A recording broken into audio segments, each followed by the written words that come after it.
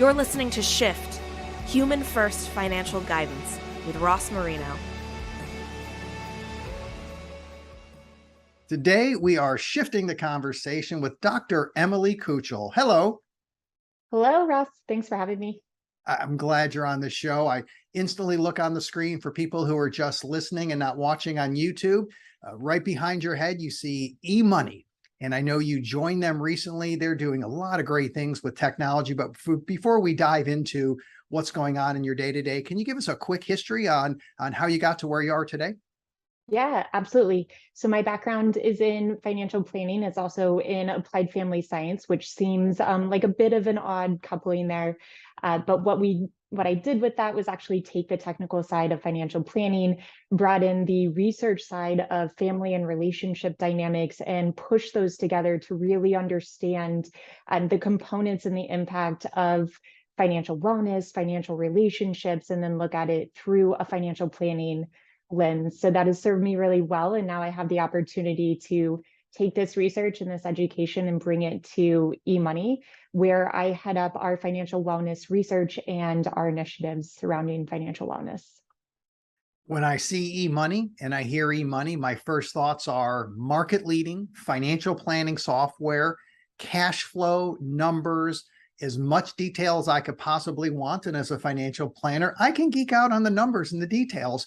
But now you've been brought in and your focus isn't just about the numbers. It sounds like eMoney is trying to go much deeper. What are you guys working on right now? Yeah. So as I said, kind of sounds a little bit odd that there's somebody who's specializing in financial relationships and feelings and, looking at other aspects outside of just the financial planning process. Part of my job is to come in and look at beyond the numbers. So one of the things that we're looking at right now, something that we all know is money continues to be a top stressor for Americans. In the midst of a global crisis, especially with COVID-19 and inflation and all of these other economic concerns, we see that stress for Americans continue to be exacerbated. And this doesn't discriminate against families or individuals because most of us have experienced some form of economic stress or change in our financial status because of the altering economic environment. So kind of more interestingly here, thematically, when we look at some of eMoney's research, we are seeing that consumers are experiencing heightened feelings of financial stress and financial anxiety, and they're now seeking financial professionals and related professionals to help decrease or help cope with these feelings of financial stress that have turned into more than just stress and anxiety. They've actually turned into fear. So we see consumers that are fearing being able to provide for their families, fearing losing their jobs or even their homes. And they're now looking for ways to lessen that financial stress and cope with it. Now, one of the things that we see when we look at financial planning and financial advisors is they are a little uncomfortable in talking about this. Just to state a little bit more research, and then I'll back up a little bit, is when we actually look at some of these more personal conversations, we found that advisors are really comfortable talking about investments and retirement planning and the more financial and technically sound conversations.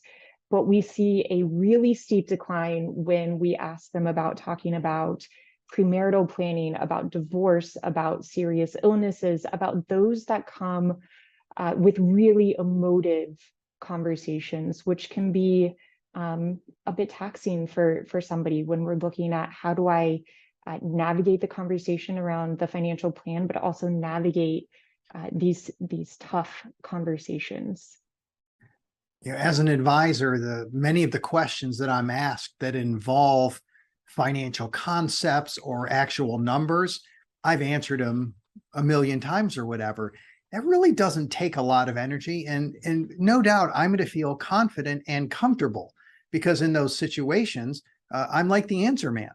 Just had this conversation with Dr. Megan McCoy about, I'm good at being the answer man because I know what the answer is and I've answered it 100 times. But as soon as we shift to something that doesn't have numbers in the answer, where it's more of an open-ended question, that is a little more draining. And to dive into that conversation, it's going to be hard for some planners. And I certainly understand that. What intrigues me about what you're doing with eMoney is technology can be used to help that conversation and to maybe help that relationship move along. What are you guys doing in that area? Yeah.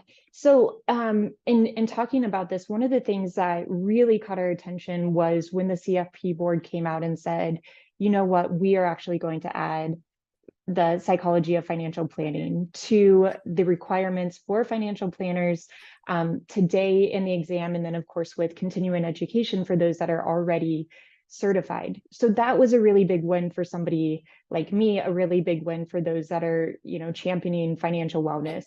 So one of the first things that we wanted to ask advisors is, what are your thoughts on the psychology of financial planning? And what we found was financial planners are generally supportive of it because they're also looking to create more personalized and holistic financial planning goals and plans for their clients. But again, with this discrepancy that consumers maintain that they feel that some of these needs are unmet, what we need to start do is addressing and strategizing to develop behaviorally informed insights to help better understand the end client and the advisor so that they can navigate these conversations in a confident and competent way, and really looking to how do we balance bringing together this human engagement and the digital engagement. So one of the things that we're laser focused on is, of course, delivering this human experience as much as possible, and giving the advisor the tools and the resources to do that through our technology to meet the growing demands of the industry and the standard that's being set. And honestly, the expectations of the clients that are coming in and saying, this is what I need to feel financially confident. There are so many barriers that clients go through in order to meet with a financial advisor for the first time. One of the things that we know is, as we're thinking about getting ready for going into a financial planning conversation, we can see that anxiety peaks for clients oftentimes. It's just the unknown, it's the overwhelming sense of perhaps a lack of control, or even thinking that I should know more, and there's this feeling of a lack of competency there. Now they come in to meet with you, and they've not only shared the numbers with you, but they've also opened up their lives to you, which is quite a vulnerable state.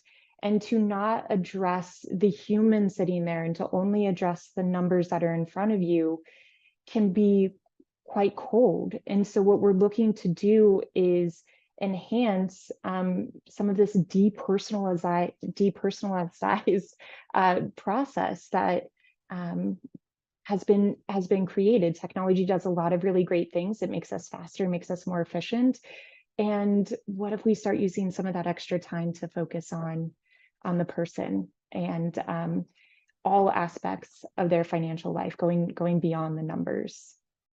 We use the phrase human first financial guidance. And the reason I want to use human first is you don't want to limit or minimize the impact of financial planning. That's still table stakes. If you're going to help somebody, you have to know how to do the financial planning. You have to be technically competent. However, in order to work with them, I've got to approach them as a human first. Now, I remember when we put in Calendly, a very simple technology with a link to send out to clients to say, go ahead and book a appointment with an advisor, right? Many of our clients are older and retired. And of course, internally, we're thinking, these people aren't going to click on it. They're not going to use this technology. They don't want to do Zoom meetings. Then you send out the email and almost everybody books one immediately. And I remember one gentleman who was 88 years old.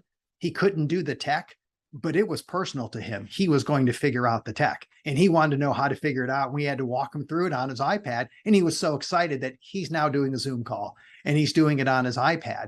So I had the perception that my clients want more one-on-one and they may not be as open to technology. But in this day and age, and this was just within 2 years ago, people seem much more open to it. So do you think advisors may have a misconception of how easily their clients would embrace and utilize technology? Sure. And I think that it's part of what eMoney and other technology brands need to do is to make sure that our messaging is going out and saying, now, while we can do these things really great, here are recommendations for how to use the additional time that you may have, right? So one, having clients embrace the technology and becoming comfortable with that, walking them through that and saying, this is what we are going to do, and educating somebody to feel comfortable as you did with your clients. And also with the advisors to, as you give an advisor tools that can be very helpful in the planning process, to not only use that as, I'll say like use it as a crutch or something that we, again, we want to use this as a way to help be more effective in your planning. But with that, and with that additional time and with the additional insights, to spend more time with the client to enhance those conversations. And it is on eMoney, and again, other brands, to put the education and the resources out there that are going to help support those conversations and the enablement that we're looking for advisors and for clients to experience. Well, we're already seeing it with eMoney on the financial wellness side. Your company's a partner of ours and comes to our Wealth at Work conference. And I know some advisory firms that love it. They were the beta testers. So some of the originals are friends of mine. So we're glad that you guys worked into that area. We know you're going to make an impact, and love where I see part of what eMoney now is doing is bringing in the human side and helping advisors create capacity. And then what you said, which was great, is what to do with that extra capacity, how to shift the conversation, how to connect better with clients. So any final thoughts on what you see this market right now and where it's going? So for us, we are really putting our heads down and putting them together with other experts in the field. One of the things that eMoney does really well is financial planning, right? That's our bread and butter. But as we expand into the financial wellness space, we are looking to those that have already been doing really great work, looking at financial planning adjacent professionals, as we're calling them. So financial therapists, financial counselors, coaches, et cetera, looking at behavioral experts and those that have been doing really great research, bringing them into our team, working collaboratively internally so that they can help educate us and see how we can leverage what we have already and what we're doing really great, and bring it together with what the clients deserve, honestly, and I think what the industry is demanding. All of our interests are aligned, and glad eMoney's in the same area. And as you're a leader in financial planning, I'm sure you guys are going to do great work on the human side as well. Dr. Emily Koochel, thanks for being on the show today. Thank you. Thank you for listening to Shift with Ross Marino. Please visit humanfirst.live to learn more. This show is for general information purposes only and is not intended to provide recommendations or advice. Speak with a legal, tax, or financial advisor before making any decisions. Past performance references are historical and do not guarantee future results.